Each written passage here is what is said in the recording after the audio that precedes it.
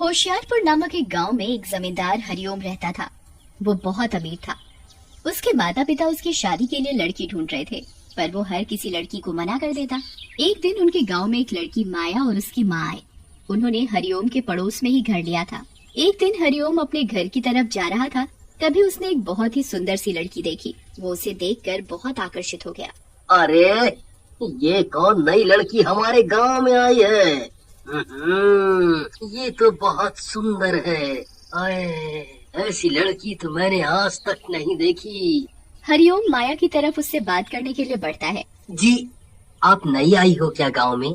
मैंने आपको हमारे गांव में पहली बार देखा है। जी हाँ, मैं और मेरी माँ, हम कुछ ही दिनों पहले इस गांव में रहने आए हैं। हमने पास में ही घर खरीदा है। अच्छा, वैसे मेरा नाम हरिओम है। मैं भी इसी गांव का वासी हूँ। मैं पेशे से एक जमींदार हूँ। तभी माया की माँ उसे आवाज दे रही होती है। माया, माया किधर हो तुम? जी अब मुझे जाना होगा, मेरी माँ मुझे बुला रही है। हम जल्दी दोबारा मिलेंगे। माया अपने घर की तरफ जाने लगती है और हरिओम भी अपने घर की तरफ लौट जाता है। हरिओम घर जाकर माया के बारे में ही सोचता रहता है। कितनी सुंदर लड़की है ये माया, बात भी कितने अच्छे से करती है। मैं तो जब से आया हूँ उसके बारे में सोचने पर मजबूर हो गया हूँ। देखते ही देखते हरिओम और माया रोज एक दूसरे से बातें करने लगते हैं। फिर एक दिन हरिओम अपने माता पिता को माया के बारे में बता देता है। माँ, पिताजी, मुझे आपसे एक जरूरी बात करनी है। हाँ बोलो बेटा, क्या हुआ? माँ, वो माया है ना, जो हमारे पड़ोस में रहती है। हाँ हाँ, जो अभी थोड़े दिन पहले ही गांव में आए हैं। हाँ माँ, मुझे वो लड़की बहुत पसंद है। मैं उससे शादी करना चाहता हूँ। अरे ये तो बड़ी खुशी की बात है बेटा, हम कब से परेशान हो रहे हैं, तुम्हारे लिए कोई अच्छी लड़की नहीं मिल रही। हाँ माँ, मैं उसी से शादी करना चाहता हूँ। मैं चाहता हूँ आप उसके घर जाकर उसकी माँ से बात करें।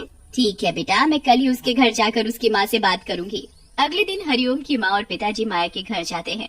नमस्ते माया की माताजी। नमस्ते जी, आइए बैठिए। माया की माँ तभी माया को आवाज देती है और नाश्ता पानी का इंतजाम करने को बोलती है। जी हमें आपसे कुछ बात करनी है। जी हाँ बोलिए। जी, वो ऐसा है, हमारे बेटे को आपकी बेटी बहुत पसंद है जी। हाँ जी। जी हाँ जी, हमारे बेटे को और हमें भी आपकी बेटी बहुत पसंद है। हम चाहते हैं कि हरिओम और माया की शादी हो जाए। अरे ये तो बहुत अच्छी बात है, हम भी अपनी माया के लिए रिश्ता देख रहे हैं। देखते ही देखते हरिओम और माया की शादी हो जाती है। शादी के बाद हरिओम माया के अंदर कुछ अजीब बर्ताव देखता है। माया रात रात भर नहीं सोती थी। एक दिन माया रात में पानी लेने के लिए रसोई में गई। माया को रसोई में जाते देख हरिओम उसका पीछा करता है। वहाँ जाकर वो देखता है कि रसोई में एक बिल्ली मरी पड़ी है। अरे, यहाँ पर बिल्ली कैसे आई और यहाँ आकर ये मर कैसे गई? ओफो, तुम ठीक हो ना माया? जी हाँ, मैं बिल्कुल ठीक हूँ। मैं अभी रसोई में पानी पीने आई तो मैंने यहाँ बिल्ली को मरा हुआ देखा। अगली रात फिर ऐसी ही कुछ दुर्घटना हुई। माया आधी रात में अपने लिए रसोई से पानी लेने जाती। हरिओम उसका पीछा करता है। रसोई में जाकर हरिओम हैरान हो जाता है। वहाँ आज एक कुत्ता मरा हुआ पड़ा था। ये देखकर हरिओम बहुत ही ज्यादा घबरा जाता है। अरे माया, ये क्या हो रहा है दिन पर दिन? आए दिन कोई ना कोई जानवर हमारे घर रात में रसोई में आकर मर रहा है। जी हाँ, मैं खुद नहीं समझ पा रही कि ये क्या हो रहा है हमारे घर में। हरिओम को माया के अंदर कुछ गड़बड़ी लगती है। कहीं ये माया ही तो नहीं, रोज खुद बेचारे बेजुबान जानवरों को मार रही है। ये पूरी पूरी रात सोती भी नहीं है। आखिर कुछ तो चक्कर है। इस बात का पता लगाना पड़ेगा। आखिर ये हो क्या रहा है? देखते ही देखते हरिओम के घर की गाय भी मरने लगी। ये देख हरिओम बहुत परेशान होने लगा।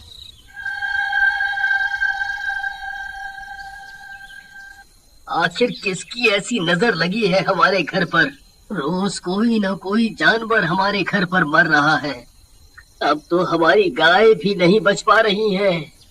एक रात हरिओम देखता है कि माया चुपचाप पलंग से उठकर गाय की तरफ जा रही थी। वो उसे बिना बताए उसका पीछा करता है।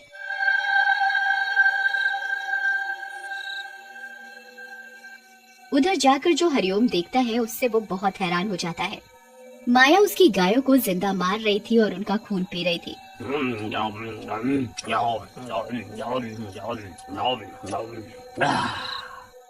अरे बाप रे, अब समझ आया हमारे घर में रोज कोई ना कोई जानवर की मौत क्यों हो रही है। ये माया ही सबको जान से मार रही है। आह, आह, माया। हरिओम पीछे छुपकर सारा वाकया देख ही रहा होता है कि तभी माया उसे देख लेती है। माया हरिओम को देखकर अपना भेष बदलकर चुड़ैल का रूप ले लेती है।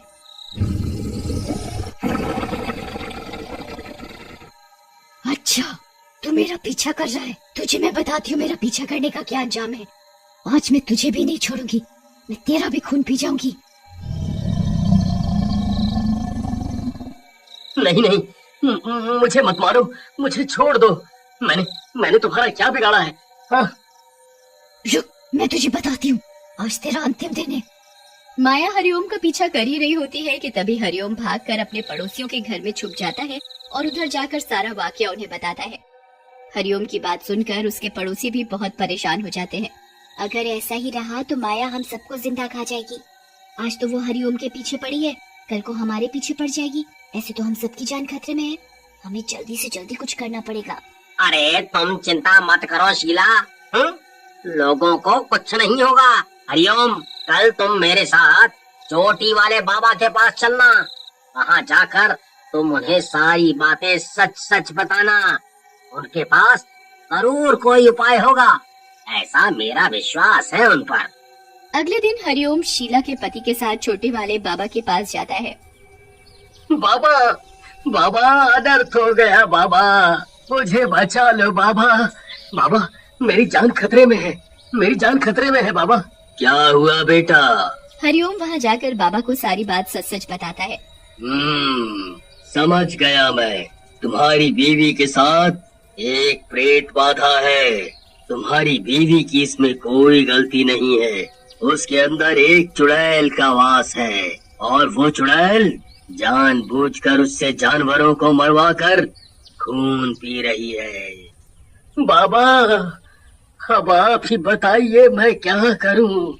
मुझे तो अपनी बीवी के पास जाने में भी बहुत डर लग रहा है।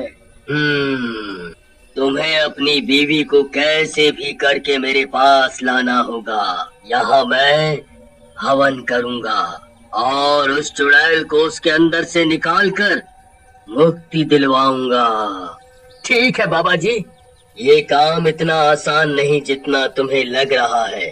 तुम्हें अपनी बीवी को यहाँ धोखे से लाना होगा।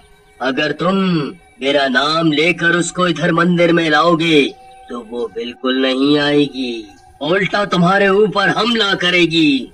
ये काम तुम्हें बहुत सावधानी से करना पड़ेगा। ठीक है बाबा। हरिओम अगले दिन माया को बाहर शॉपिंग के बहाने से छोटी वाले बाबा के पास ले जाता है। उधर जाकर माया बहुत अजीब हरकत करना शुरू कर देती है। माया बहुत जोर जोर से हरिओम पर चिल्लाने लगती है। तू मुझे यहाँ झूठ बोल कर ले आया, मैं तुझे छोड़ूंगी नहीं। तूने मेरा बेवकूफ बनाया, पागल आदमी। देख मैं तेरा क्या हाल करती हूँ। माया के मंदिर आते ही पंडित हवन शुरू कर देता है। हवन के समय माया बहुत चीखती चिल्लाती है, पर छोटी वाली बाबा माया की एक नहीं सुनता और चुड़ैल की आत्मा को मुक्ति दिलवा देता है। हवन खत्म होने के साथ ही माया बिल्कुल ठीक हो जाती है। वो पहले की तरह कोई हरकत नहीं करती। चुड़ैल की आत्मा को शांति मिल जाती है और साथ ही हरिओम और माया अपने घर को लौट जाते हैं। एक जंगल में एक चुड़ैल रहा करती थी। वो बहुत खतरनाक और खूंखार चुड़ैल थी। वो आते जाते लोगों को अपना शिकार बनाती और उनको अपने बरगद के पेड़ पर ले जाकर मार कर खा जाया करती थी। एक दिन चुड़ैल रूप बदलकर एक सुंदर औरत के रूप में लकड़ी काट रही थी। तभी उसने देखा कि एक मुसाफिर वहाँ से गुजर रहा है। समझ नहीं आ रहा कि ये लकड़ियाँ अपने घर तक लेकर जाऊं तो जाऊं कैसे। ये इतनी सारी है और मैं अकेली, क्या करूं? अगर मैंने लकड़ियों को यहाँ छोड़ दिया तो ये रात में खराब हो जाएंगे। बारिश इन लकड़ियों को खराब कर देगी। मुसाफिर उसकी ये बात सुन रहा था। वो उसकी बात सुनकर उसके पास गया। क्या मैं आपकी सहायता कर सकता हूँ? तुम मेरी सहायता करोगे? तुम्हें तो कहीं और जाना होगा ना, तुम लेट हो जाओगे। किसी की सहायता करने से मैं इतना लेट नहीं हो जाऊंगा। चलो, मैं ये लकड़ियाँ पहुँचाने में तुम्हारी मदद कर देता हूँ। सुंदर औरत उस मुसाफिर को लेकर अपने बरगद के पेड़ पर बने घर में चली जाती है। आप थोड़ी देर बैठो, मैं आपके लिए चाय बना देती हूँ। बाहर मौसम खराब है, थोड़ी चाय पी लोगे तो अच्छा लगेगा। एकाएक सुंदर औरत अपने असली खूंखार रूप में आ जाती है और गुस्से से लाल होकर कहती है, अब नहीं जा सकता तू। अब तू कहीं नहीं जा सकता, आज मैं तुझे अपना भोजन बनाऊंगी। उसके बाद वो चुड़ैल उसको मारकर खा जाती है। अगली सुबह वो बंजारन का रूप धारण कर एक बार फिर जंगल में घूम रही होती है और एक मुसाफिर को आता देख वो पैर में कांटा चुभने का नाटक करती है। हाय, मेरे पैर में तो कांटा चुभ गया, अब मैं घर कैसे जाऊंगी? हाय राम, कितना दर्द हो रहा है। यहाँ तो कोई है भी नहीं जो मेरी सहायता कर सके। चीख पुकार की आवाज सुनकर मुसाफिर का ध्यान उस बंजारन की तरफ जाता है। कितना खून निकल रहा है। ये कांटा कहाँ से मेरे पैरों में चुभ गया? हाय राम, कोई तो मेरी सहायता करो। क्या हुआ आपको? आप रो क्यों रही हैं? मेरे पैरों में कांटा चुभ गया है, जिसकी वजह से मैं चल नहीं पा रही हूँ और शाम ढलने वाली है। अगर मैं घर नहीं पहुँची तो यहाँ के जानवर मुझे खा जाएंगे। चलिए, मैं आपको आपके घर पहुंचा देता हूँ। आप किसी अनजान की मदद क्यों करना चाहते हैं? एक इंसान होने के नाते हमारा ये फर्ज बनता है कि हम एक दूसरे इंसान की जरूरत में उसकी सहायता करें। चलिए, मैं आपको आपके घर छोड़ देता हूँ, इससे पहले अंधेरा हो जाए। मुसाफिर के कंधे के सहारे चुड़ैल बंजारन रूप में अपने बरगद के पेड़ पर बने घर में चली जाती है। अब रात बहुत हो गई है, आप यहीं रुको ना, मैं आपको खाना देती हूँ, उसके बाद आप चले जाइएगा। नहीं, मैं रात में ही